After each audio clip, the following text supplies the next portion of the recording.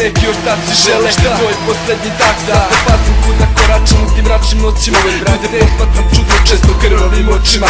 Za svaki novi dan ja stvaram bolji plan da bi se obistinio i posljednji san.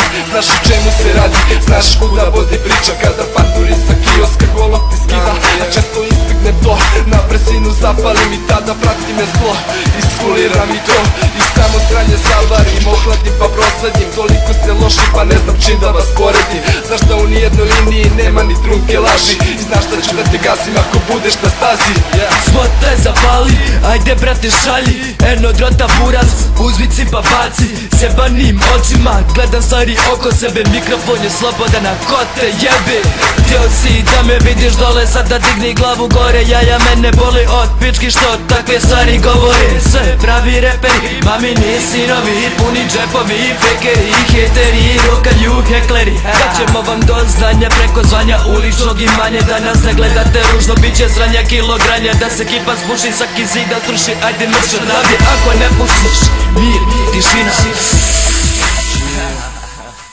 miris ulice, miris noći, miris sebe nije moći. Što mi grlo pali, što mi se bava oči. Ko ne može da sari, neka izađe iz kruga, klik, klek, napala je kuga.